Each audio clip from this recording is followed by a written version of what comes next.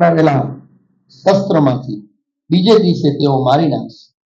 દુર્યોધનને સંતોષ થયો અને બીજા દિવસે યુદ્ધ વખતે વાપરવા માટે તેણે એ બાણ પોતાને પાસે રાખ્યા. પણ અર્જુને યુક્તિપૂર્વક એ બાણ દુર્યોધન પાસેથી પડાવી લીધા અને ભીષ્મદેવ સમજી ગયા કે આ યુક્તિ ભગવાન શ્રી કૃષ્ણ હતી. તેથી તેમણે પ્રતિજ્ઞા કરી કે બીજા દિવસે કૃષ્ણને પોતાના શસ્ત્રો ધારણ કરવા પડશે, નહીં તો તેમનો સખા અર્જુન જીવતો રહેશે નહીં. બીજા દિવસના યુદ્ધમાં ભીષ્મદેવે એવું ભીષણ યુદ્ધ કર્યો કે જેથી અર્જુન અને કૃષ્ણ બંને મુશ્કેલીમાં આવી પડ્યા. અર્જુન લગભગ હારી ગયો. સ્થિતિ એવી ગંભીર હતી કે ભીષ્મદેવ અર્જુનને બીજે ક્ષણે હણવાની અણી ઉપર હતા.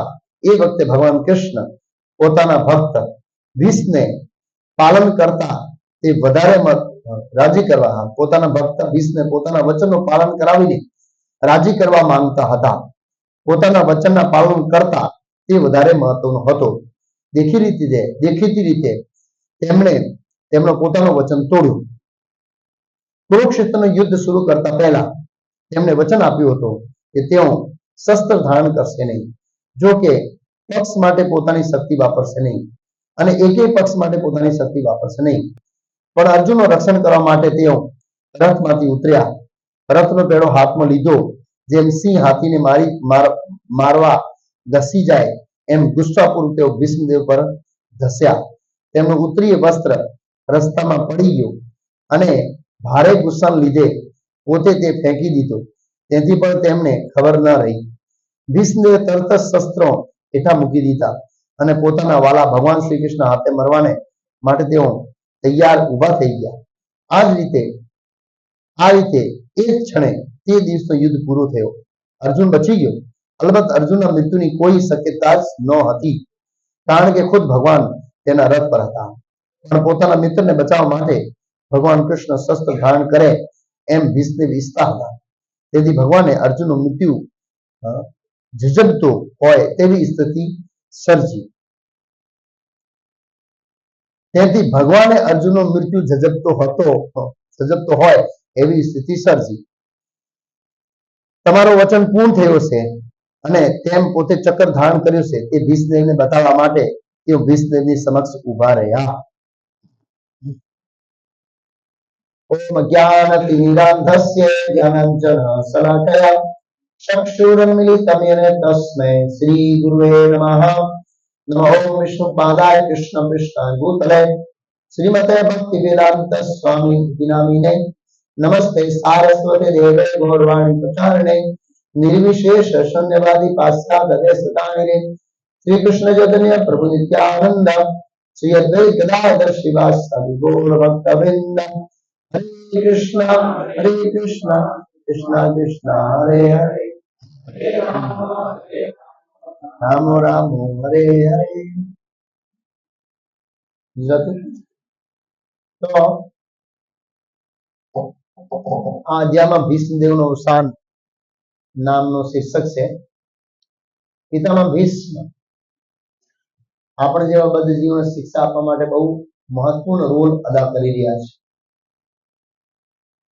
તો અધ્યાયનો પૂર્વ ભૂમિકા એવી છે ભગવાન શ્રી કૃષ્ણે યુધિષ્ઠિર મહારાજનો રાજ્યાભિષેકનો પ્રોગ્રામ રાખ્યો. બધી તૈયારી થઈ ગઈ અને ભગવાન કૃષ્ણ મુગટ લઈને નજીક આવ્યા. યુધિષ્ઠિર પાછા ખસી ગયા. ભગવાન નજીક જાય છે નહીં પહેરવું કેમ? યુધિષ્ઠિર મહારાજને થયું કે ભાઈ બહુ બધા લોકોને માર્યા, બહુ બધા લોકોનું લોહી મને દેખાય છે આમાં, જે મારા માથા ઉપર રહેશે મને સહન નહીં થાય.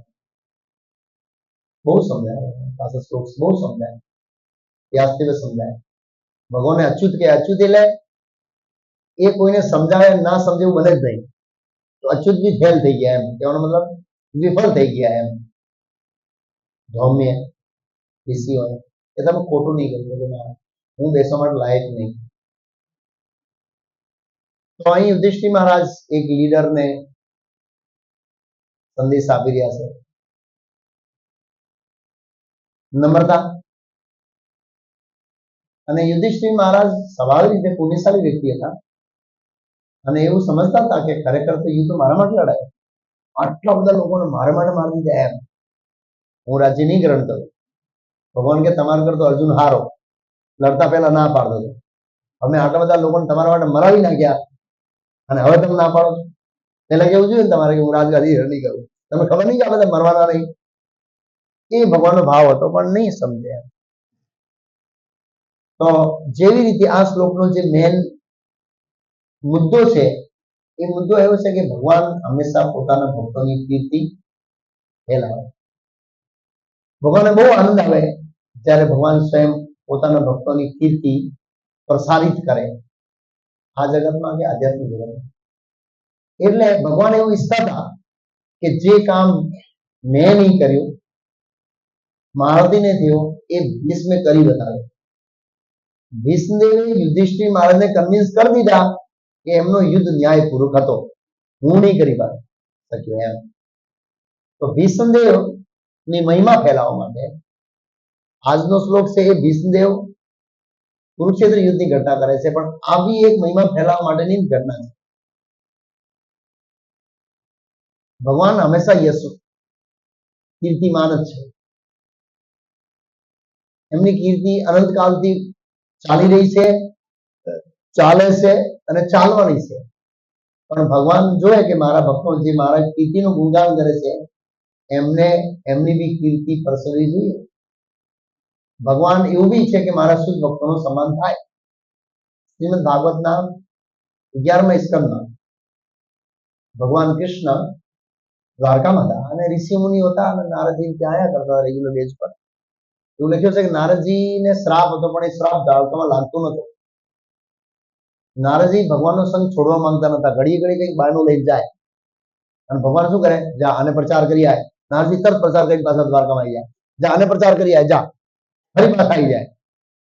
જતા જ નતા અને ઋષિઓ રહેતા હતા. ભગવાન એક દિવસ થયો કે મારા બે ભક્તો છે એ લોકો મારી સાક્ષાત દર્શન કરવાની ઈચ્છા ધરાવે છે, પણ એમના ઘરમાં મારા વિગ્રહ છે, એ વિગ્રહ છોડીને બહાર નીકળી શકતા નથી. એટલે મારે સ્વયં જવું પડશે એમને દર્શન આપવા. નહીં તો મારી લીલાની સંકેલવાની તૈયારી છે. એ કોણ હતા કોઈ ખબર? હા, આત્માદેવ અને જનક રાજા. જનક રાજા એટલે જનક પદ કહેવાય છે. બહુલાસ રાજા નામ ભૂલી ગયો. બહુલાસ બહુલાસ અને પેલો બ્રાહ્મણનું નામ ભૂલી ગયો, શ્રુતદેવ. શ્રુતદેવ બ્રાહ્મણ. તો ભગવાન ને ઋષિ મુનિઓ કહ્યું કે હું જઉં છું આ બે જણ મળવા, તમે બી ચાલો. તો બધા ચાલતા હતા કેમ કે વેદિકાળ રથ ઉપર ના બેસે. ભગવાન કે ના, હું તો પવનને વેગે પહોંચીશ, તમે મારા રથ ઉપર ચડી જાઓ. એટલે બધા એમાં લોકો સુખદેવ ગોસ્વામી હતા, પરીક્ષિત મહારાજ હતા, સોરી નારદજી હતા, બીજા ઘણા બધા ઋષિઓ હતા. તો ભગવાન કૃષ્ણ બહુ સુંદર સ્વાગત કર્યો. ભગવાન કૃષ્ણ ગુણગાન ગાય પેલો સુખદેવ બ્રાહ્મણ. ભગવાનથી સહન થાય નહીં કે મારા ભક્તોનું ગુણગાન થતો. ભગવાન બોલ્યા કે આ બધા મહાત્માઓ છે, આ બધા બ્રહ્માંડને પાવન કરવાનું સામર્થ્ય ધરાવે છે, એમનું સન્માન થવું જોઈએ. એટલે સુખદેવ સમજી ગયો કે ભગવાન શું કહેવા માંગે છે. હું એકલો નહીં, અહીં મારા સાથે આ બધા મહાન ભક્તો છે, એક એક ભક્ત એક એક બ્રહ્માંડને પાવન કરવાનું સામર્થ્ય ધરાવે છે, મતલબ એટલા મહાન લોકો છે એમ. એટલે પછી એમને શું કર્યું, એમનું પૂજન કર્યું. એટલે ભગવાન ઈચ્છે કે મારા ભક્તોનું ગુણગાન ગાય. મત ભક્ત પૂજ્યો અધિકાર, શ્રીમદ ભાગવતમાં ઉદ્ધવજીએ કહ્યું એમ છે. અને પછી સ્વાગત કર્યું અને ભગવાન પ્રસન્ન થયા. તો એવી રીતે અહીં ભગવાન કૃષ્ણ સ્વયં ભીષ્મદેવની કીર્તિ ફેલાવવા ઈચ્છે છે કે કેવી રીતે ભીષ્મદેવ ક્ષત્રિયના શરીરમાં છે પણ એ કોઈ સામાન્ય વ્યક્તિ એ બતાવવા માંગતા હતા અને અધર્મના પક્ષમાં લડ્યા તો બી મહાન છે એ બી બતાવવા માંગતા હતા પિતામહ ભીષ્મ, સોરી ભગવાન કૃષ્ણ. ભીષ્મદેવ આવા મહાન વ્યક્તિ છે. આચાર્યોને ટીકા કરે છે ભીષ્મદેવ ભગવાને પોતે એવી સ્થિતિ સર્જી કે ભીષ્મદેવ સામે પક્ષે રહે અને એમને શૌર્ય રસ વીર રસમાં આસ્વાદન કરાવે. એ રીતે ભગવાને પરિસ્થિતિ ઉભી કરી ભીષ્મદેવ. તો फिर श्रुतदेव અને બહુલાસના કથનમાં એક બહુ મહત્વપૂર્ણ સંદેશ છે આપણા માટે.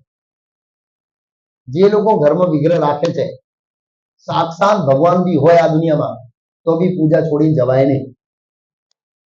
સમજો? ને આપણે શું કરીએ? મહિનો હોડાઈ દઈએ, ફરી આવીએ વૃંદાવન. ના ચાલે, વિગ્રહ ના લાવવા જોઈએ. આ વિગ્રહ કોઈ પૂતળો નથી. લોકો વિગ્રહ લાવીને જ્યાં ત્યાં, હવે આજકાલ તો ટ્રેડ આવી ગયો, આમની જેમ ઘરે મૂકે, આ બાજુ કૂતરો બેઠો હોય, એક જગ્યાએ ફોટો છે, સોફા ઉપર ભગવાન છે, નીચે કૂતરો બેઠો છે. બહુ અપરાધ છે, બહુ અપરાધ.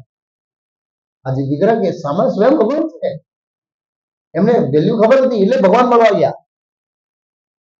ઘરે લઈ જાય, પધરાવણી કરે, પેલો નયો ધોયો હોય નહીં હોય તો આરતી કરે, ટોયલેટ જઈને આવ્યો હોય. ખરેખર બહુ ખરાબ કહેવાય. બહુ સાવધાન રહેવું જોઈએ. આ સંદેશ છે કે એ લોકો મારી વિગ્રહની સેવામાં વ્યસ્ત છે એટલે મને મળી નહીં શક્યા. તો કેટલો મહત્વ છે વિગ્રહનો. સ્વયં ભગવાન છે તો બી એ લોકો નહીં ગયા કે પ્રત્યક્ષ, આ તો વિગ્રહ પ્રત્યક્ષ ભગવાન હું મળી આવું જાય, થોડી નહીં આવી શક્યા. એટલી મહત્વપૂર્ણ છે આ વિગ્રહ સેવા. એટલે ભક્તોએ આ બાબતે બહુ સાવધાન રહેવું જોઈએ. સ્વયં ભગવાન છે. હવે સ્વયં ભગવાન કોઈને ઘરમાં જાય, આજે હું આવું તો ભાઈ આટલો સ્વાગત થાય, મહારાજ આવે તો કેટલો થવું જોઈએ, પ્રભુપાદ આવે તો કેટલો થવું જોઈએ, ભક્તિચંદ મહારાજ તો કેટલો સ્વાગત ને કેટલું વાતાવરણ હોવું જોઈએ. એમ આચાર્યો કરતા કરતા કરતા કરતા ભગવાન આવે તો કેવું વાતાવરણ હોવું જોઈએ. અને આપણે જે ઝપટ કરીને સોફા મૂકી દીધું ચલો પૂજા પહેલા આપી દઈએ.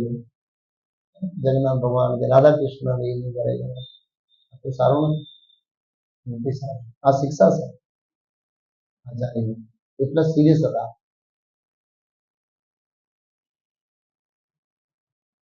તો ભગવાન પિતા ભીષ્મની યશ અને કીર્તિ ફેલાવવા માટે યુધિષ્ઠિર મહારાજના હૃદયમાં મોહ ઉત્પન્ન કર્યો. યુધિષ્ઠિર મહારાજનો ગુણ તો હતો જ, પણ ભગવાન એમને પ્રસારિત કરવા માંગતા હતા. તો ભગવાન કૃષ્ણ કહ્યું કે પિતામાં ભીષ્મ કહેશે કે તમે ખોટો નહીં કર્યો તો તમે સાચી વાત માનશો? તો હા, એમની માનીશ. કેમ કે કૃષ્ણને એ થોડા વાત્સલ્ય ભાવને કારણે સસ્તા લેતા હતા, તો સિરિયસ ના લાગતા. પણ પિતામાં ભીષ્મને એ સિરિયસ લેતા, બહુ ગંભીરતાથી લેતા હતા. એટલે પછી ભગવાન કૃષ્ણ એમને લઈ ગયા કુરુક્ષેત્રની યુદ્ધ ભૂમિ પર. ભગવાન કે બધા ઠાઠ મારતી ઓર્નામેન્ટ પહેરીને કોઈ રડતા વળતા નહીં, કે દાદા જવાના છે ભાઈ, એટલે દાદા પ્રસન્ન થવા જોઈએ તમને જોઈને. એવું લખ્યું છે કે યુધિષ્ઠિર મહારાજ એકદમ કુબેરજી જેમ શોભા આપતા હતા. કુબેરજી જાય તો ધનાઢ્ય વ્યક્તિ છે, તો કુબેરજી તો ગરીબ થોડી છે, નાણામંત્રી છે.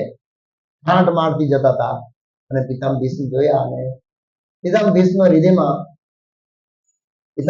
હૃદયમાં પાંડવોની જે ભૌતિક જગતમાં ભગવાને પરીક્ષા લીધી, એ પરીક્ષાને લીધે દ્રવિત થઈ ગયા. જે કષ્ટ ભોગતો હતો એ દ્રવિત થઈ ગયા અને પછી એક એક દુઃખ છે એ ગણાવા લાગ્યા. એમ કેમ કે યુધિષ્ઠિર મહારાજે જોયો, એ પિતામહ ભીષ્મ કેમ બોલ્યા, યુધિષ્ઠિર મહારાજે જોયો કે ઓહો આ દાદા મારે લીધે આવી રીતે પડ્યા છે. એટલે પિતામહ ભીષ્મ સમજી ગયા કે આ મારો કષ્ટોનો સ્મરણ કરે છે, પણ એને ખબર નથી કે મારા કરતો આના કષ્ટ જન્મથી જ છે. જન્મથી પિતા કરતા રહ્યા, નાનપણથી દુર્યોધન, અને એક પછી એક પછી એક પછી એક કુરુક્ષેત્ર યુદ્ધ ભૂમિ સુધીના દુઃખ ગણાવ્યા પિતામહ ભીષ્મ.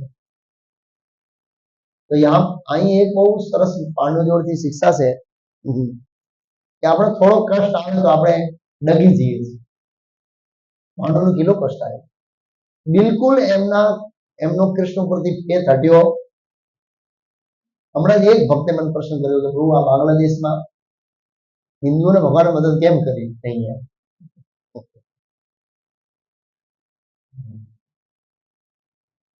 તો પ્રશ્ન ઉત્તર થાય કે પાંડવોનો વનવાસ થયો તે વનવાસ કેમ ભગવાન, એ તો ત્યારે હતા, આ તો નથી પણ ત્યાં હતા, કેમ ભગવાને મદદ ન કરી?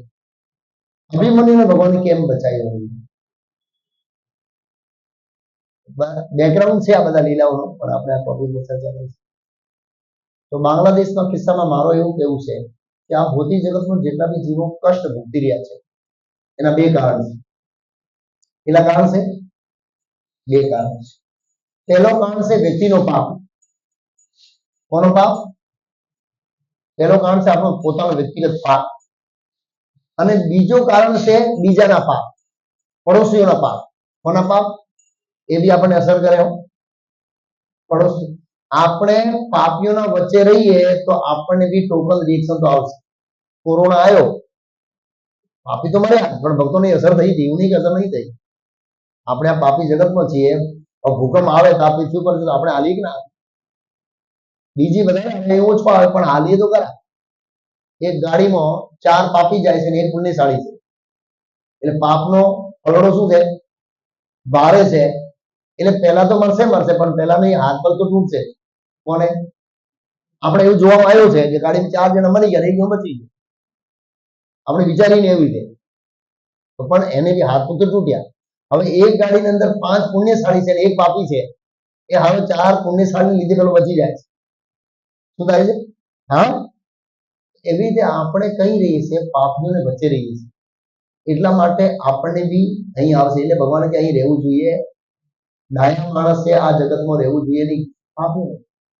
તો આજકાલ એવું નહીં કે મુસલમાનો માંસાહાર કરે છે, હિન્દુઓ બી બહુ માંસાહાર કરે છે. અને આપણે કાપીએ છીએ એટલે કપાવાના જ, બધાય કપાવાના. ઈરાક અને ઇઝરાયલ વચ્ચે યુદ્ધ ચાલુ થઈ ગયું છે, ચાલવાનું જ. 2029 થી 2030 ની વચ્ચે મહાભારતના સમયમાં જે નક્ષત્રો હતા એ ભેગા થઈ રહ્યા છે, એટલે વર્લ્ડ વોર. એટલો પાપ, એટલો માંસાહાર ચાલી રહ્યો છે કે કોઈ કલ્પના નહીં કરે. કપાવાના બધા, હા, સિરિયસલી કપાવાના. કેમ કે આપણે જીવોની હત્યા કરી રહ્યા છે. એટલો બધો માંસાહાર, તમે જુઓ, લેવલ વગરનો માંસાહાર. પ્રકૃતિ સહન નહીં કરે, બોમ્બ બ્લાસ્ટ કરશે, વર્લ્ડ વોર થશે જ. બહુ પાપ કરી છે, લેવલ વગરનો પાપ, ક્રોસ થઈ ગયો એમ, એટલો પાપ થઈ રહ્યો છે. તો આ માંસાહારનો રિઝલ્ટ એ ભક્તે મને વિડીયો મોકલ્યા. તમે એક વિડીયો જોયો, મેં હેરાન થઈ જાઓ. એક માણસને બાંગ્લાદેશમાં રોડ વચ્ચે આમ છરાથી કાપે છે, હાથ કપાઈને છૂટો પડી ગયો, બીજો હાથ કાપે, છૂટો પડી ગયો. બધા લોકો ગાડી લઈને જાય છે, કોઈ જોવે છે, કોઈ બચાવ આવતો એકદમ પેલો શું કહેવાય, કઈ આપણે લાકડો કાપતા હોય ને રસ્તામાં નડતો હોય એમ કાપે છે. કોઈ લાકડો પડ્યો રસ્તામાં, પેલો ઝાડ નીચે આમ કેવું કાપે એવું કાપી મૂકીને આમ નોર્મલ ગતો રહ્યો, આમ કોઈ ડર નથી. કેમ કાપ્યો એને? કેમ કે પાછળના જન્મ એને કોઈને કાપ્યો હશે, અથવા જે તારે કાપી રહ્યો છે એને કાપ્યો હશે. હવે બુક છે ને કઈ પ્રકૃતિના નિયમો, એનો પર ફોટો છે. જે બંધાયેલો છે એનો મોઢો કોનો છે? માણસનો છે. ના, બંધાયેલો એનો મોઢો એનો ભેંસનો છે. અને જે ઊભો છે એનો શરીર પશુનો છે પણ મોઢો મનુષ્યનો છે. એ બધો લઈ પ્રકૃતિનો નિયમ છે. એવરી એક્શન ઓપોઝિટ રિએક્શન, દરેક ક્રિયાની સામે પ્રતિક્રિયા છે. તો ભગવાન જીવોના પાપોની સજા આપી રહ્યા છે. બાંગ્લાદેશમાં હિન્દુ માંસ ઓછા નહીં ખાતા હોય, હિન્દુ હોય કે મુસ્લિમ. એવું નહીં કે આપણે હિન્દુ છે માંસાહાર કરીશું તો આપણે કઈ નહીં થાય. અને બધા હિન્દુ હોય કે મુસ્લિમ માંસાહાર કરે ને એટલે શું થાય? દયા જતી રહે. પેલો કોઈ ફિલિંગ નહીં, એને કાપે ને પેલો મરઘો એમ કાપે છે, એને લીધે એકદમ પથ્થર જેવું થઈ ગયું હોય, એટલે કોઈ ફિલિંગ નહીં. માણસને કાપે, મરઘાને કાપે, કે ઝાડને કાપે, કે ગાજરને કાપે, એને માટે બધા હરખા, એને પીડાની કોઈ અસર જ ના થાય. આપણે કોઈ મારીએ તો એવું લાગે કે આને કેવું શું થશે એમ, કેમ કે હૃદય થોડો શુદ્ધ અને નિર્મલ છે એટલા. પણ માંસાહાર કરીને લોકો હૃદય કઠોર થઈ રહ્યું છે. અને પ્રભુપાદજી કે માંસાહારને લીધે જ જીવ હત્યાને લીધે વર્લ્ડ વોર થશે, કેમ કે દયા જતી. રજોગુણ અને તમોગુણમાં આવેશમાં આવેલા જે લીડરો છે એ કંઈ જોઈ શકશે નહીં અને કોઈની વાત માનશે નહીં, એકબીજા પર અણુબોમ્બ ફોંકશે અને તમને મરી જશે. એવી રીતે તો ભગવાને કેમ નહીં બચાયા? કેમ કે બધાનું આયુષ્ય પૂરું થઈ ગયું, એવું લખ્યું છે મહાભારત. બધાનું જેટલા હતા બધાનું આયુષ્ય પૂરું થઈ ગયું. અને જે બચ્યા હતા દુષ્ટની ચેલા, એ બી અશ્વત્થામા અને શિવજી વચ્ચે વાર્તાલાપ થાય છે. રાતે સુતેલા ને પાંચાલની સેના મહાભારત લખ્યું છે બચી ગઈ હતી. પાંચાલ મહારાજ દુષ્ટની સેના 18 દિવસ સુધી જીવતી હતી. અને રાતે અશ્વત્થામા મારવા જાય છે તો શિવજી એનું રક્ષણ કરતા હતા. એટલે શિવજી બધા અસ્ત્રો લઈ લીધા. કોના? મતલબ વીરભદ્રના રૂપમાં હતા અશ્વત્થામા. એટલે અશ્વત્થામા જઈને શિવજીની પૂજા કરવા લાગ્યો. પૂજા કરીને પાછો આવ્યો તો જોયો દરબાર ઉપર શિવજી ઉભા છે. શિવજી કહ્યું કે અશ્વત્થામા, આ કાર્ય તારા માટે યોગ્ય નથી. પણ હું તને રોકું નહીં, પણ તને કલંક લાગશે ને એનું પાપ લાગશે. અને અશ્વત્થામા પાપ લેવા માટે શું હતો? તૈયાર. ગમે તે પાપ હોય આપણે આને મારવા આવેશમાં આવી ગયું. એટલે તદાર પણ કષ્ટ ભોગવે છે, એકલો છે અને અહીંથી પરુ નીકળે છે. રિએક્શન કળિયુગને એન્ડ સુધી એનું સફરિંગ કરવું પડશે. વિચાર કરો, 4,32,000 વર્ષનો પનિશમેન્ટ. કેટલો પનિશમેન્ટ? એક દિવસ નહીં, 4,32,000 વર્ષ સુધી એને અહીંથી પરુ નીકળશે અને કોઈને જોડે વાત કરી શકશે. કેટલી મોટી પનિશમેન્ટ છે. પણ રહેશે વ્યાસદેવના સંગ દેવીઓ. તો શિવજી કહ્યું કે આ પાંચાલનું કૃષ્ણ પ્રિય હતા, એટલે 18 દિવસ સુધી મેં એની મારી માયાથી રક્ષણ કરી, એમને કઈ થાય નહીં. પણ આજે એનું આયુષ્ય પૂરું થઈ ગયું છે. શું થઈ ગયું છે? આજે પૂરું થયું આયુષ્ય. શિવજી એવું બોલ્યા, આ બધા કૃષ્ણ વાલા છે એટલે મેં એમની રક્ષા કરી. આજ વિચાર કરો કેવા લોકો મૂર્ખા છે. શિવજીના ભક્તોને કહે કૃષ્ણ ભક્તિ કરો, ના, શિવજી નારાજ થઈ ગયા. મહાભારતમાં સ્ટેટમેન્ટ છે, શિવજી કા કૃષ્ણ વાલા છે એટલે મને વાલા છે, એટલે મેં એમની 18 દિવસ સુધી મારી માયાથી રક્ષા કરી. જે કૃષ્ણ વાલો હોય, કૃષ્ણ ભક્ત હોય, એની રક્ષા શિવજી બી કરે. તો જો કૃષ્ણ જોડે આવો તો રક્ષા કરે. લોકો નહીં સમજતા દેવતાઓની પૂજા કરવા, સમજતા નહીં, જ્ઞાન નહીં લોકો. તો શિવજી કેવું કહેશો તમે, આ કામ બહુ ખોટો છે, શાસ્ત્રની વિરુદ્ધ છે, ઇતિહાસની નિંદા કરશે. બહુ સમજાયો, બહુ સમજાયો, બહુ સમજાયો. હું તને રોકું નહીં, હું રોકું નહીં, પણ આ કામ ખોટું છે, શાસ્ત્રની વિરુદ્ધ છે. તો એક વસ્તુ અહીં છે કે ભગવાન કોઈ દિવસ પાપ કે પુણ્ય કરવા માટે જબરદસ્તી કરે. પાપ કરે તો સ્વાગત છે, પુણ્ય કરે તો બી સ્વાગત છે, ભક્તિ કરે તો બી જબરદસ્તી કોઈ કરે દિવસ ભગવાન કરે નહીં. અને અશ્વત્થામા ના શિવજી પાપ લાગે કે પુણ્ય લાગે કે નરક જાવ, પણ આ હું તેલા માં શિવજી કહું કે આયુષ્ય તો પૂરું થઈ ગયું. આજે રાત સુધી જ એમનું આયુષ્ય છે. ભગવાન કૃષ્ણ ઈચ્છતા હતા, આચાર્યની કોમેન્ટ્રી કે આટલા બધા લોકો હોય જેને સ્વર્ગ ઈચ્છાથી સ્વર્ગ ગયા અને વેંકુટ ઈચ્છાથી વેંકુટ ગયા. આ બી બિચારા 18 દિવસ લડ્યા. હવે એ રહીને કરશે હું, સગા વાળા તો મોટા ભાગના જતા રહ્યા, એ બી બિચારા સ્વર્ગ જાય અને સોમરસનું પાન કરે. આયુષ્ય પૂરું થયેલું હતું એટલે ભગવાને આ આખી યોજના કરી અને અશ્વત્થામાને ખોટું કરવું હતું એટલે ભગવાને શું કર્યું? ચાન્સ આપ્યો. અહીં બરોબર લખે છે,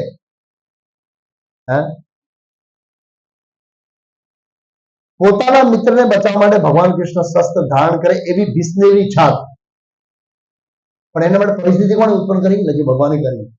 આ પરિસ્થિતિ ભગવાને કરી મતલબ ભગવાને ભીષ્મને પાવર આપ્યો કે તમે આજે એવું લડો કે અર્જુનનું મૃત્યુ નજીકમાં દેખાય. ભગવાને પાવર આપ્યો. અહીં લખ્યો શબ્દ, ભગવાને અર્જુનને મૃત્યુ ઝડપતો હોય એવી સ્થિતિ સર્જી.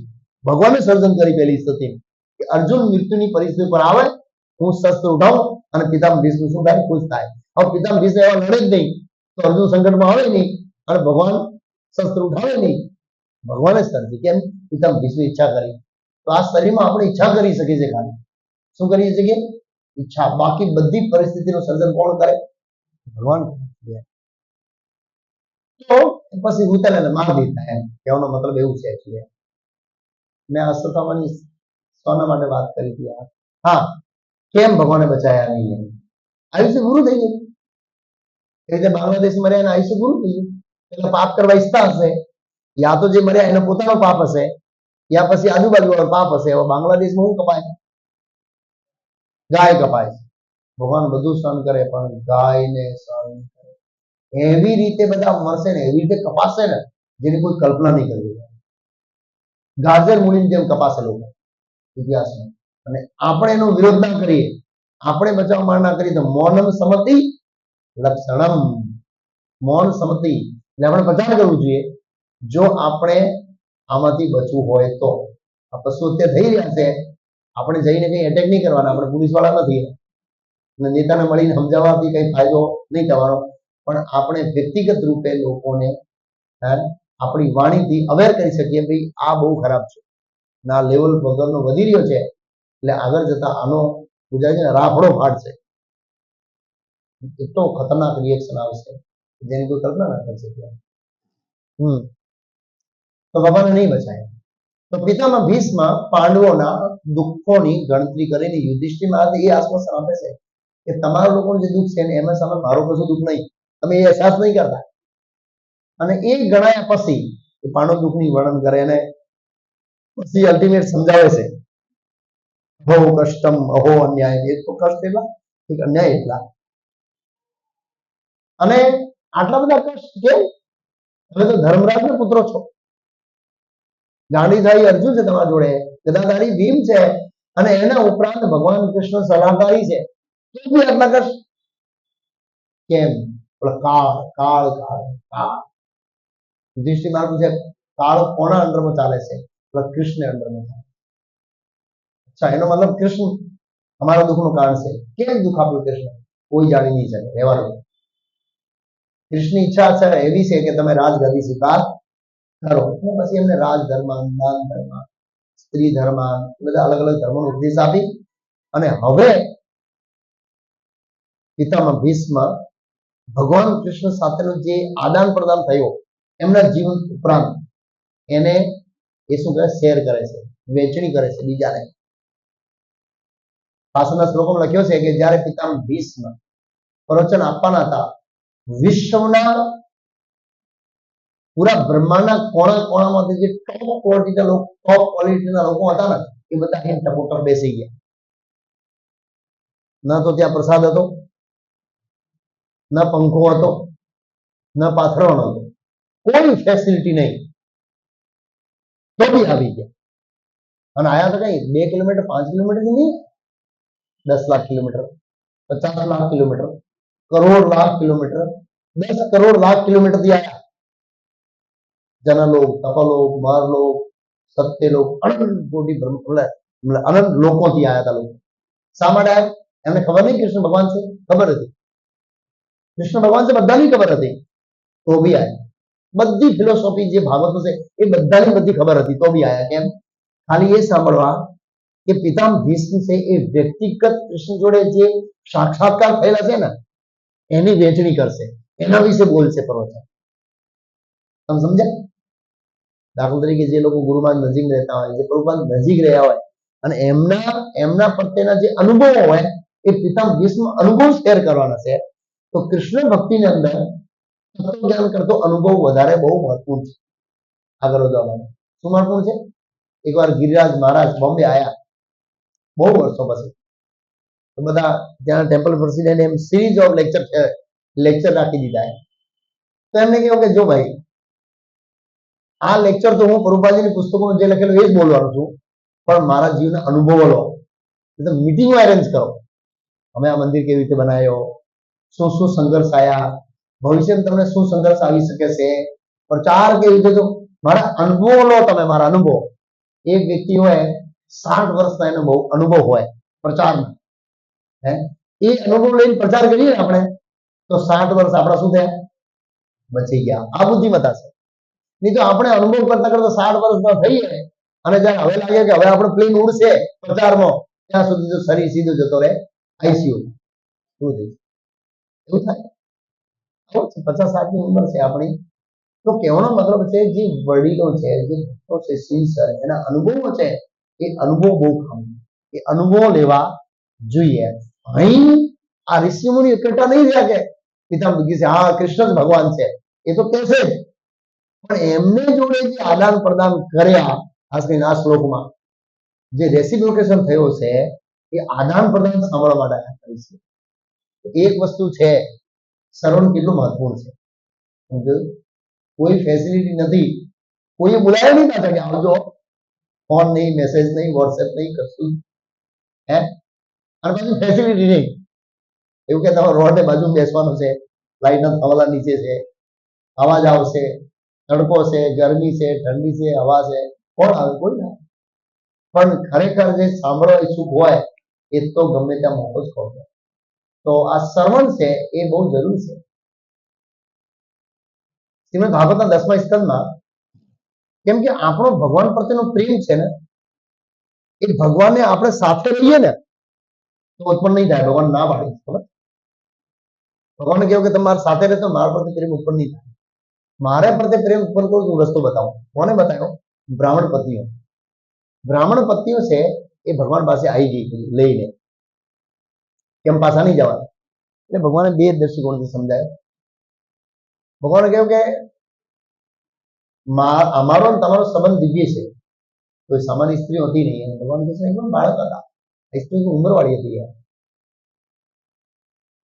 પણ લોકો નિંદા કરશે આને, તમે વિવાહિત છો, આ શાસ્ત્રમાં નિંદનીય કર્મ છે. અને બીજો કે તમે લોકો એવું વિચારો કે તમે મારા સંગમાં રહેવાથી મારા પ્રત્યે આસક્તિ પ્રેમ ઉત્પન્ન થશે. ના, તમે જાઓ પાછા મારા વિશે શ્રવણ કરો. શું કરો? શ્રવણ કરો, મારા કીર્તિના ગુણગાન કરો અને મારા અર્ચ વિગ્રહની સેવા કરો. ભગવાન શું બોલે?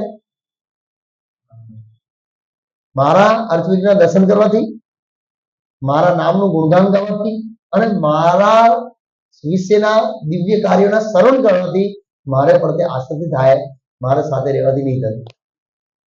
યસ, ભગવાન ના પાડે. સેમ શ્લોક ભગવાને રિપીટ કર્યો ભાગવતમાં 2 વાર આવ્યો ગોપીઓને. હવે ગોપીઓ ગઈ નહીં પાછી, કેમ કે ગોપીઓ લેવલ ઊંચો હતો પણ બ્રાહ્મણી લેવલ નીચે હતો એટલે ગઈ. ગોપી પાછી નહીં ગઈ, પણ ભગવાને કહ્યું છે કે તમે મારા અંદર આસક્તિ ઉત્પન્ન કરવા માંગો છો, પ્રેમ ઉત્પન્ન કરવા માંગો છો, જાઓ ઘરે જઈને મારો શ્રવણ કીર્તન અર્ચ વિગ્રહ પૂજન ભક્તોનું સ્મરણ કરો, એનાથી આ જ આપી દો. એટલે આપણે જે કરી રહ્યા છે ને એ જ પ્રક્રિયા છે જે ભગવાન પ્રત્યે શું ઉત્પન્ન કરાવશે? પ્રેમ. તો પિતામહ ભીષ્મ અધ્યાયના પૂરામાં શિક્ષા આપે છે અંતે નારાયણ સ્મૃતિ, જન્મ લાભ પરમ પુરુષાર્થ અંતે નારાયણ સ્મૃતિ. એક ભક્તે મરવું કેવી રીતે જોઈએ?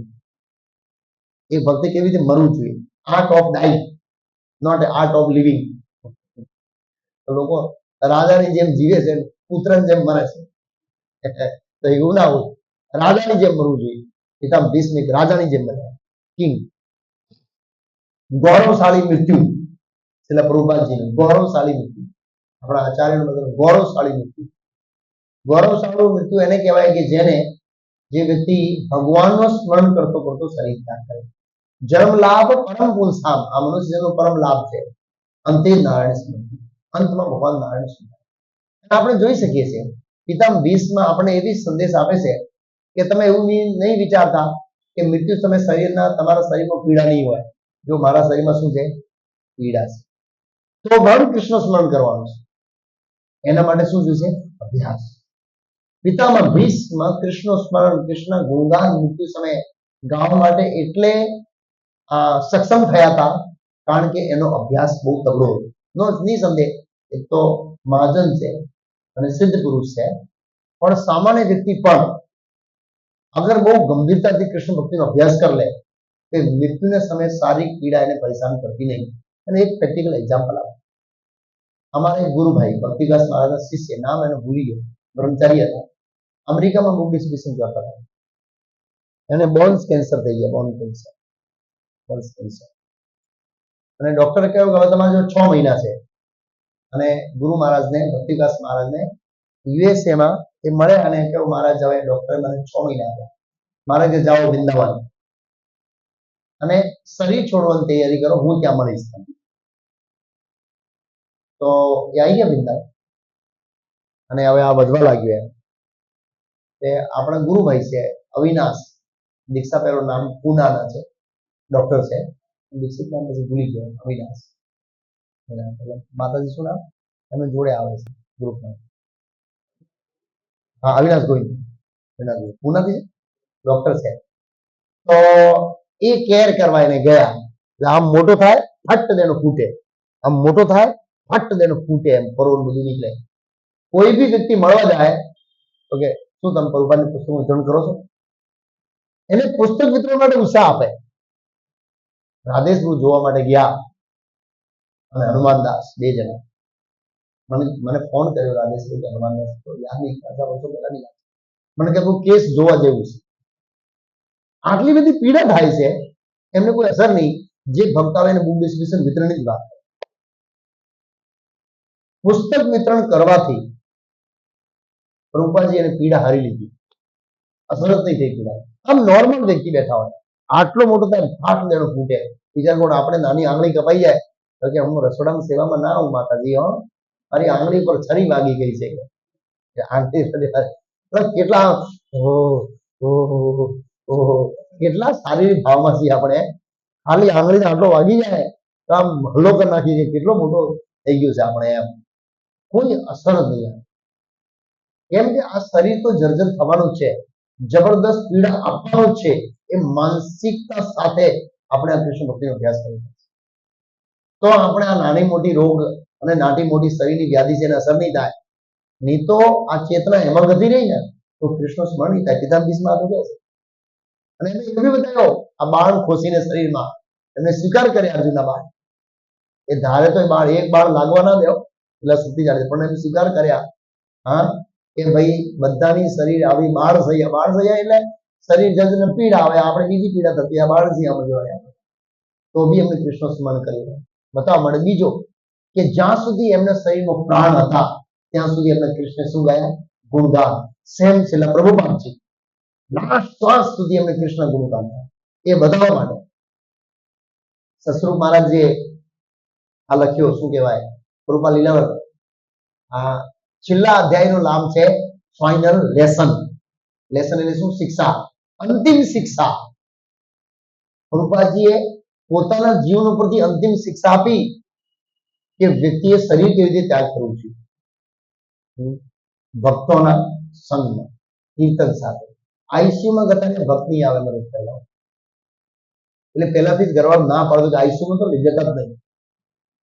ભક્તિ વિકાસ મહારાજે રીલમાં લખ્યો છે ખબર?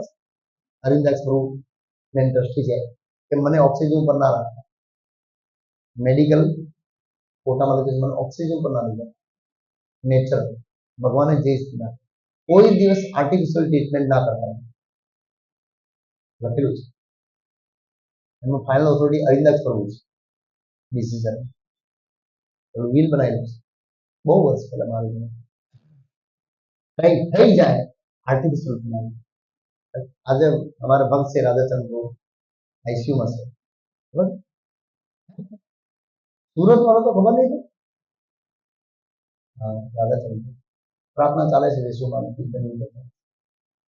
એમાં શું થયું? બ્લડ ચેક કરવા ગયા અને ડોક્ટર બ્લડ ચેક નહીં બાંધતો તો ત્યાં સુધી અટક આવી ગઈ. હારું થયું કે ડોક્ટર સામે જ હતો. અત્યારે કોઈ ઇમ્પ્રુવમેન્ટ નથી અને કોઈ ખરાબ નહીં, વચ્ચે છે ક્રિટિકલ સ્થિતિ. 99% ઓછા ચાન્સ છે, બાકી ભગવાન જાદુ કરે એવું છે. તો હું એવી દશાથી આવ્યો, હું મળવા જઈશ એટલે સીતારામ ફોન કરે, હું મળવા તો નહીં જતો. અને એક મહારાજને મળવા ગયા. શું નામ મહારાજ? પ્રેમ ભક્તિ પ્રેમ મહારાજ એ આવેલા છે. એમને મળવા કોઈ મળવા નહીં. તો ત્યાં ક્યાં કીર્તન કરવા દેશે? ઘરે તો કીર્તન તો કરી પોઈન્ટ. અને ભક્તોને ફેત હોવું જોઈએ કોના ઉપર? ભગવાન ઉપર. ઓક્સિજન ઉપર ફેત નહીં હોવું જોઈએ, વેન્ટિલેટર ઉપર ફેત નહીં હોવું જોઈએ.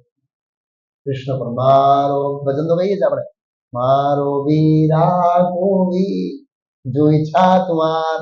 ભજન બહુ મજાથી ગાઈએ, લેક્ચર આપીએ, પણ પછી ઓક્સિજન એ સારું નહીં. વ્યવહાર છોડતો નહીં આપણો આચરણ નહીં. પ્રભુપાદજીને કોઈ દવા આપતા દવા નથી, દવા નહીં જોતી પ્રભુપાદજી. કૃષ્ણ પર નહીં. શુદ્ધ ભાવ આપણા ફેથ પ્રમાણે એક્ટિંગ હોવી જોઈએ. આપણે આર્ટિફિશિયલી આપણે આચાર્ય લેવલ બી ના જોઈએ, પણ બને ત્યાં સુધી કૃષ્ણ પર નિર્ભર રહેવું જોઈએ. તો કહેવાનો મતલબ છે જીવનના અંતિમ ક્ષણમાં ઘણી વાર શું છે કે આપણે હોસ્પિટલ જવું નહીં, ઘરવાળા શું કરે? લઈ જાઓ, ના બચી જશે. ખર્ચા કરો, એટલા બધા ખર્ચા કરે ના તો પેલો બચે, અને જે બી બચેલો હતો એ જતો. આવું કરે વાત. અને અમુક ખરેખર જરૂર હોતી નથી. એક છોકરો છે, પેલા બહુ સમય પહેલા મારા કોમ્પ્યુટરમાં નોકરી કરતો હતો, ક્રિશ્ચિયન. એના બાપને એટેક આવ્યો હતો, હોસ્પિટલ ના લઈ ગયો, સાદી દવા આવી માંડી. મને કે 75 તો થઈ ગયા કે હવે ડોક્ટર 4-5 લાખની કાતર મૂકશે, શું ફાયદો 75 માં બચાવીને?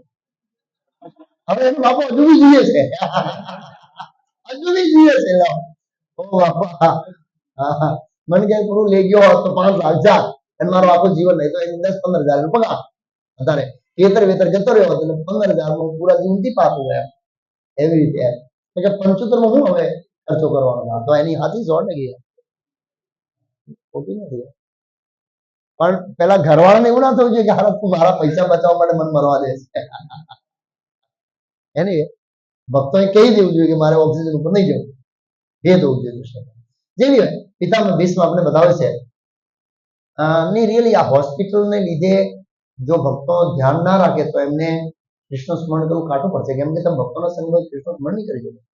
ભક્તોના સંગમાં તમને પ્રોત્સાહન મળશે. શું મળશે? પ્રોત્સાહન. પૂનામાં 2 કર્મચારી હતા, સત્ય ઘટના છે. એમની માં મરવાની તૈયારી હતી, ભક્ત હતા બંને. એ છોકરામાં રાધારામ ગર્ભાધ રહ્યા એટલે એક એની કેન્સર થયો. 1 મહિના પહેલા છોકરાએ પપ્પાને કહી દીધું ઘર છોડ દો પતાની, માને એકલી રાખો નહીં તો એ તમારા માં અસર રહેશે. 1 મહિના પહેલા ઘર એના પિતાજીને બહાર કાઢી રાખ્યો અને ભક્તોએ માને સાથે બેઠીને મતલબ છોકરાએ કીર્તન કર્યો ને એને અંદર સ્મરણ પાતાને કહે તો બહાર જતા 1 મહિના પહેલા ઘરને બહાર અહીં દેખાવા જ ના જોઈએ કે મારી પાસે આમ મારે કૃષ્ણ સ્મરણ કરાવવું છે આવી રીતે કરે તો હવે એને હોસ્પિટલ લઈ જાઓ તમે તો પછી હોસ્પિટલ વાળા એલાઉ નહીં કરાય છે ક્યાં કીર્તન કરો પેલો કાનમાં સંભળાય તો બી આપણે પ્રોત્સાહન મળે અને ભક્તો બોલતા હોય ભલે આપણે કોમામાં હોઈએ કે કોમામાં જતા પહેલા થોડા શબ્દો પડી ગયા હોય તો એ પછી શું થાય અંદર ભમ્યા કરે એટલે બહુ જરૂરી છે કે કૃષ્ણ પડી રહ્યો તો પિતામહ ભીષ્મ આપણે શિક્ષા આપે અને આ જ આપણું જીવન ઉદ્દેશ્ય છે આ સાધના કરવાનો સેવા કરવાનો હા અને વાંચવાનો બધાનો ઉદ્દેશ્ય શું છે જન્મ લાભ પરમ પુરુષામ અંતે નારાયણ સ્મૃતિ આ બધું પ્રયાસ એના માટે છે પણ એ અંતે નારાયણ સ્મૃતિ ક્યારે થશે કે જ્યારે આપણી સાધના બહુ સારી હશે આપણું રીડિંગ સારું હશે ભક્તો જોડે આ પિતામહ ભીષ્મને મળવા આટલા બધા કેમ આવ્યા એ બધા પ્રોત્સાહન અપાયા ઉત્સાહ અપાયા કે તમે ભગવાનનું સ્મરણ કરો ગુણગાન ગાઓ અને આપણે ઉત્સાહ અપાયા કેમ આયા સંબંધ હારા હતા હવે આપણે જો સંબંધ જ ના હોય તો એ ભગવાન એને જલ્દી લઈ લો ને અને જઈએ નહીં પાછા પિતામહ ભીષ્મ મળવા આટલા બધા લોકો દૂર એને પ્રોફાઇલ લખ્યો કે એ લોકો શું કહેવાય સ્નેહ પ્રદર્શિત કરવા તો સ્નેહ કોણ પ્રદર્શિત કરશે સંબંધ હશે ત્યારે ભક્તો જોડે તો ભક્તો જોડે બહુ મધુર સંબંધ હોય આમ તેનું કામ કરવાની રીતોમાં ડિફરન્ટ એની ઉપરની ન હોઈ શકે પણ વ્યક્તિગત રૂપે ભક્તોના સંબંધમાં તિરાડ હોવી જોઈએ નહીં તો મૃત્યુ સમયે બધા આપણને પ્રોત્સાહન આપવા માટે આવશે નહીં તો આપણે ઘરે એકલા આવીશું આપણા ઘરવાળા રહેશે પપ્પા તો પછી સ્મરણ આનો શું થશે આનો શું થશે પેલાનો શું થશે એમ કરતા કરતા મરી જશું અને જે બી માળાવાળા કરી છે એ બધી પાણીમાં જશે પાણીમાં ના જાય છે મતલબ પણ કૃષ્ણ જે સ્મરણ કોને યાદ નહીં આવે મેં દુકાન વાળા ઉદાહરણ આપ્યું ને એક વાણિયો હતો તેના 3-4 છોકરા હતા અને નોકર બી હતો તો 4 છોકરાઓ બાપ મરે તો આવે નોકરને બી થયું કે આટલા વર્ષની નોકરી કરું બીજો માલિક મરે છે મળી આવું પેલો આવ્યો મળવા માટે દુકાન બીજાનું કોઈ ધ્યાન હોપી ના આવ્યો તું બી અહીં છે લ્યા તું બી અહીં છે લ્યા હા તું બી અહીં છે લ્યા તું બી નોકરને તું બી અહીં દુકાન ઉપર કોણ છે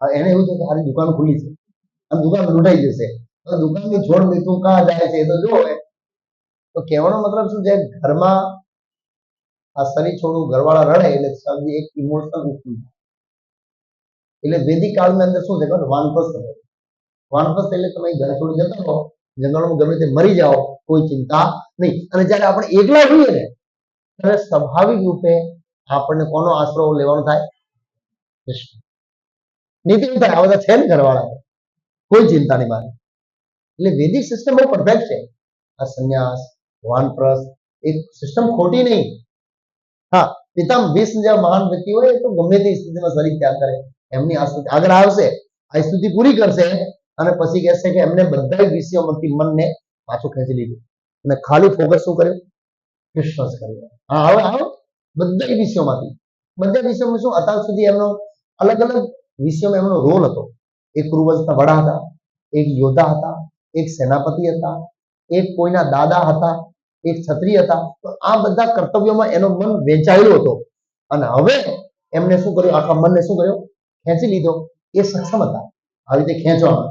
આપણે સાધના ભક્તિ ઉપર આવી રીતે મનને ખેંચવામાં બધું સક્ષમ નથી. એટલે આપણે અભ્યાસની શું છે, જરૂર છે. ગંભીરતાપૂર્વક અભ્યાસ.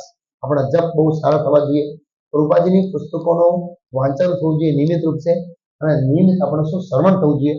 તો મૈયા આસક્ત મના પાર્થ યોગમ યુજ્ય મદ આશ્રય જ્ઞાસતિ અસરસ્યમ સંગ્રમામ યથા જ્ઞાસતિ તસ્સુ.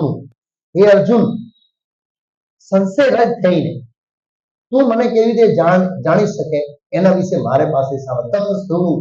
કૃપાજી સૌથી વધારે લેક્ચર એના ઉપર તસ્સુ, માત્ર સાંભળો. તો આ શ્રવણ છે એ ધીરે ધીરે ભગવાન પ્રત્યે આસક્તિ ઉત્પન્ન કરશે અને આસક્તિ છે એ જન્મ લાભ પરમ પુરુષામ અંતે નારાયણ સમર્થમાં મદદ કરશે. લાસ્ટમાં ભગવાનને યાદ કરવામાં શું મદદ કરે, આસક્તિ. એટલે વાણી અને આસક્તિ હતી સ્વામી દુકાનમાં, જેમાં જેની આસક્તિ હતી યમ યમ વાપી સ્મરણ ભાવ એને યાદ કરશે.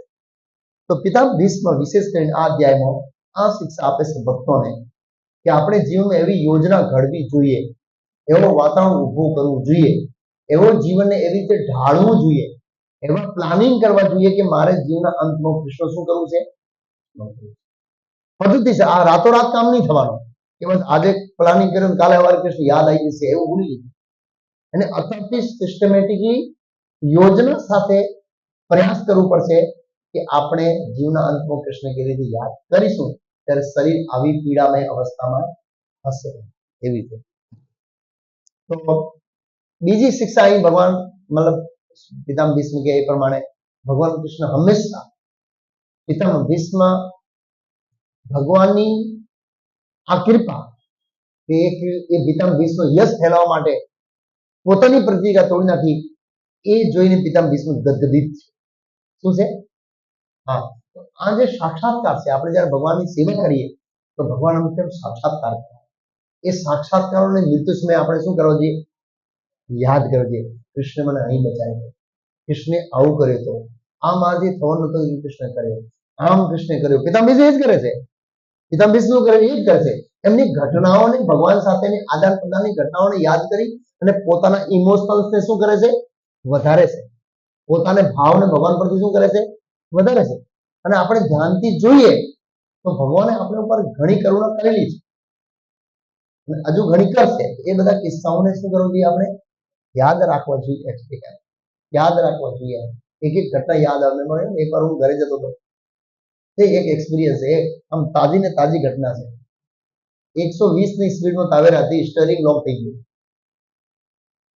ચાવી લે છે પેલી બનાવેલી ચાવી નાખી, ઢીલી હતી, પડી ગઈ, ખ્યાલ જ નહીં રહ્યો, માઇન્ડ લોક થઈ ગયો 120 ની સ્પીડમાં ગાડી. અને ટર્નિંગ આવ્યો એટલે મેં ટર્ન માર્યો, ફાટ ફાટ ફાટ ફાટ ફાટ એમ કરતા કરતા બાવળીયામાં ચડી ગઈ. બાવળી અંદર લાઈટનો થાંભલો હતો આગળ. હવે બાવળીયા એટલા બધા હતા ને કે ગાડીની સ્પીડ શું થઈ ગઈ, ધીરી. નીચે થાંભલામાં અથડાટ અને હરિબોલ ગોરપે મારે. અને બીજો અથડાઈ ખરી, થોડો બોનટ ડેમેજ થયો પણ સેલ મારું તો ગાડી ચાલુ 120 ની સ્પીડમાં કલ્પના નહીં કરી શકો બચી શકે. પણ બાવળીયા એટલા મોટા આવી ગયા ને એને સ્પીડ શું કરી, થોડી ગાડી સાઈડમાં ઉતરી ગઈ. મને હજુ બી યાદ છે કે બસ હવે તો ગયો હમ જોવા. હવે એમ પેલું કહેવાય ને ગુજરાતી મૃત્યુને મોઢામાં જઈને પાછા આવ્યો ને એવું. આવી આવી ઘટનાઓ આપણે યાદ રાખવી જોઈએ. એ ખબર આવે કે આ ભગવાનની કૃપા વગર કોઈ સંભવ નથી. ભગવાન જ બચાવે છે. એ આપણે ઇમોશનલને વધારે છે. તો બે શિક્ષા આમાં. એક તો ભગવાન ભક્તોના યશ, ભગવાન કોઈ દિવસ કોઈનું ઋણ રાખે. જે તમે કૃષ્ણ માટે કરો બિલકુલ કૃષ્ણ ઋણ રાખશે નહીં. અમારા ભરૂચમાં જે સિટીની અંદર પ્રોગ્રામ કરીએ સત્સંગ, એ હોલ ને એક જણાએ આપ્યો છે. મોટી જગ્યા છે, મોંઘી જગ્યા છે, ₹1,00,000 ભાડો આવે મહિને, એમને આપ્યું. તો એક અમારા ભક્ત છે કીર્તિભાઈ કરી, એમના થ્રુ મળ્યો હતો. એટલે કઈ વાત હતી. તો એ જે ભાઈ આપ્યો એ અત્યારે કરોડપતિ થઈ ગયા અને 24 કરોડનો તો અમદાવાદમાં બંગલો બનાવ્યો. કેટલા કરોડ? એટલે પેલા કીર્તિભાઈ કે મારો ઠાકુર કોઈનો ઋણ રાખે, એને સત્સંગ આપ્યો અહીં, ભગવાન એને બંગલો આપી દીધો. જા 24 કરોડ બંગલો. સામાન્ય માણસ હતો પણ એને પૂજા થઈ જતી. ભગવાન કોઈ દિવસ રૂમ રાખે સમજે ને. બીજા એક પ્રભુજી છે, હું વાલમમાં પ્રોગ્રામ કરતો હતો, આઈટીઆઈમાં 11,000 રૂપિયામાં જોબ કરતા હતા. એટલામાં હા વાલમમાં જ આઈટીઆઈ. હવે હું છેડ ભરૂચથી વાલમ લેક્ચર આપવા જાઉં તો 2 જગ્યા બદલવી પડે, અમદાવાદ અને મહેસાણા. 2 ગાડી 2 બસ બદલવી બધા ભારી પડે યાર. મેં આઈડિયા આપ્યો, કામ કરો પ્રોજેક્ટર લાવો, તમારા શિક્ષકના વિડીયો ચડાવી દો, એક ગુરુવાર હું આવું, એક ગુરુવાર વિડીયો, એક ગુરુવાર હું આવું, એક ગુરુવાર વિડીયો. હા બરોબર. મારો પ્રોજેક્ટર લાવવા માટે મિત્રોને ફોન કર્યા, કોઈ 2,000 આપ્યા, કોઈ 3,000 આપ્યા. એ ટાઈમ બહુ વર્ષ પહેલા 2011 ની વાત છે. તો 35,000 નો પ્રોજેક્ટર ગમે ત્યાંથી પેલો કરદો કરી અને ભેગા કરી લાવ્યો મિત્રો જોડે અને ચલાવ્યો. મને કે આપણે પ્રોગ્રામ બંધ નહીં કરવાનો, તમે આવો, પાછળ પડી જાય, આવો આવો આવો એમ. અને બિચારે પ્રચાર કર્યો એનો. પછી મેં કહ્યું ભાઈ હવે તો બહુ ભારી પડે, કામ કર 2 ગુરુવાર હું 2 ગુરુવાર પ્રોજેક્ટ. પછી થોડા દિવસ પછી કે 3 ગુરુવાર હું 3 ગુરુવાર 1 ગુરુવાર હું આવું મહિનામાં 3 પ્રોજેક્ટ. એમ કરતા કરતા આખો પ્રોગ્રામ પ્રોજેક્ટ ઉપર ચડાવી દીધો. તો બી કરે રાખે કરે રાખે કરે રાખે કરે રાખે. પછી હું ડિસ્કનેક્ટ થઈ ગયો પૂરો. પણ એ ચાલે, એને નક્કી કે આપણે કરવાનું ગમે તે હિસાબે આ સત્સંગ ચાલુ રાખવાનો. ગુરુમહારાજ બી ત્યાં ગયેલા ગામમાં 2 વાર પ્રોગ્રામ કરેલો ગામમાં. વિજય ચેત્રીમાં અમારા ઘણા ભક્તો એના ગામમાં. પછી ખાસા વર્ષ થઈ ગયા ને 2019માં ભૂમિ પૂજન કર્યો. મેં રજીસ્ટર આને કેટલા લખાવા એમ, બહુ મોટા થઈ ગયા. કારણ કે આટલા લખવા ના, કે આટલા નહીં, ફોન કરી પૂછો તો કે મહાપ્રભુ જે ઈચ્છા લખી દો અને કેમ્પસમાં જેટલો ઇલેક્ટ્રિક વાયર જોઈએ એ મારા તરફથી. તો ચોકી ગયો. આટલો તો બહુ મોટા ઇલેક્ટ્રિક કોન્ટ્રાક્ટ થઈ ગયા, કરોડપતિ થઈ ગયા, કરોડપતિ થઈ ગયા. મોટા મોટા દેવ દમણ એ બધા કોન્ટ્રાક્ટ ચાલે મોટા મોટા આખા ગુજરાતમાં. એકદમ નાનો ટેણી ચોળી છોકરો હતો, 18-19 વર્ષ, સેવા કરી ગંભીરતા. હજુ બી એના ગામમાં પ્રોગ્રામ. અને હવે ગામમાં એક રણછોડજીનું મંદિર છે, સરકારમાંથી 5 કરોડ ગ્રાન્ટ લઈ અને પથ્થરનું મંદિર બનાવે છે. બહુ પુરાણી 500 વર્ષ જૂનું મંદિર છે. અને ઇસ્કોન સ્ટાન્ડર્ડ પૂજા બધું ચાલુ કરવાનું ચાલુ કરી, હજુ કન્ટિન્યુ ચાલે છે. તો કહેવાનો મતલબ છે કે ભગવાનની આપણે સેવા કરીએ, ભગવાન ઋણ રાખે નહીં. પિતામહ ભીષ્મનો ઉદ્દેશ્ય શું હતો? કૃષ્ણની કીર્તિ ફેલાવવાનો. અને કૃષ્ણનો ઉદ્દેશ્ય શું હતો? ભીષ્મની કીર્તિ ફેલાવવાનો. આ ભક્તો અને ભગવાન વચ્ચે કોમ્પિટિશન ચાલ્યા છે. એટલે સેવા કરવામાં કોઈ કંજુસાઈ કરવી, ભગવાનની કીર્તિ ફેલાવવામાં કોઈ કંજુસાઈ કરવી, દાન આપવામાં કોઈ કંજુસાઈ કરવી નહીં. કશામાં કંજૂસ, દિલ ખોલીને. પછી જો ભગવાન શું રિઝલ્ટ લાગે. હા, ભગવાનને લાગશે કે હું આને કઈ વધારે આપી સારું દૂર તો કરશે, તો કદાચ ભગવાન અહીં ફળ ના આપે, ના આપશે વેંગુટ, બાકી અહીં બી આપી શકે. આ 2 શિક્ષાઓ છે. તાત્પર્યની વાત કરી પડી. મારી ઈચ્છાને પૂર્ણ કરતા અને તેની પોતાની પ્રતિજ્ઞાનો ભોગ આપતા. મતલબ ભગવાન એવા છે કે પોતાની પ્રતિજ્ઞા જેવો જવા દે, પણ ભક્તિ પ્રતિજ્ઞા રહેવી જોઈએ. તે રથમાંથી નીચે ઉતર્યા, રથનો પેડો હાથમાં ધર્યો અને સિંહ જેમ હાથીને મારવા માટે જાય છે તેમ તેઓ મારા તરફ વેગપૂર્વક ઘસી આવ્યા. તેમનો ઉતરી પણ નીચે પડી ગયો હતો. તો પ્રભુજી કે હાલાકી તો મહાભારતનું યુદ્ધ તો એમ મિત્રો વચ્ચે જેવું જ હતું એમ, અને મિત્રની જેમ લડતા હતા. તો એક દિવસે દુર્યોધને કોમેન્ટ પાસ કરી, તમે તો તમારા ભરોસે જ આ છેડ્યો, તમે ઊંધો પાડી દીધું. પિતામહ ભીષ્મને ટોક્યા. આવી રીતે લડવું તો પહેલાથી કેવું જોઈએ ને કે તમે પક્ષપાત કરશો. એટલે પિતામહ ભીષ્મ ઉપડ્યા. ખૂન છો, ક્ષત્રિયનો ખૂન હતો ને. પ્રભુએ કહ્યું ક્ષત્રિયને એના સિદ્ધાંતો ઉપર કોઈ બોલે તો એ સહન ના થાય. એટલે પિતામહ ભીષ્મને 5 બાણ રાખેલા, 5 બાણો માટે મારવા. તો કે કાલે આ 5 બાણોથી હું 5 પાંડવોને મારીશ. દુર્યોધન કહ્યું કે ના, વાસુદેવ ગમે તે ચાલાકે કહીને 5 બાણ તમારી કઢાઈ લેશે, મને આપી દો. એ આરો રાતે લઈને તકિયા નીચે લઈને હોઈ ગયો એમ. તો ભગવાને અર્જુનને મોકલ્યો. દુર્યોધન એક વરદાન આપ્યું હતું. ક્યાં વરદાન આપ્યું દુર્યોધને? હા, દુર્વાસા મુનિની ઘટનામાં જ્યાં પેલા ગંધર્વો મારવા આવે તો અર્જુને બચાવ્યો કે તે મારું જીવન બચાવ્યો, પ્રાણ માંગ. તો અર્જુને શું પૂછ્યું હશે કે ભગવાન પૂજાયો હશે કે જ્યારે જરૂર હતી ત્યારે માંગી. પહેલા જમાનામાં એવું હતો કે એટ અ ટાઈમ ના માંગે, જે રીતે માતા કે કઈ જરૂર હોય ત્યારે માંગે. ભગવાનને ખબર છે કે મારી લીલા કરવા માટે જરૂર પડશે, સ્ટોકમાં રાખ ભાઈ. તો અર્જુન એને સ્ટોકમાં રાખ્યો એમ. અને અહીં આગળ ભગવાને કહ્યું કે વરદાન આપ્યું લાય 5 બાણ લાય લઈને જતો રહ્યો. દુર્યોધન સમજી ગયો અને પિતામહ ભીષ્મ સમજી ગયા કે આ ભગવાન કૃષ્ણ શું છે ચાલ છે. પણ પિતામહ ભીષ્મ ભગવાનની ઈચ્છાથી જોરદાર લડ્યા, વીર રસનો આસ્વાદન કરાયો ભગવાને. પિતામહ ભીષ્મ સેવા કરી અને સાથે સાથે અર્જુનને સંકટમાં મૂકીને ભગવાનને એક્સાઇટ કરે. અને ભગવાન રથમાંથી નીચે ઉતર્યા અને જે આવતા હતા અને એ સીન જે છે એનું વર્ણન કરશે આગળ. વાકડિયા વાળ હતા અને માટીની ધૂળ હતી. એક એક સીન, એક એક દ્રશ્ય.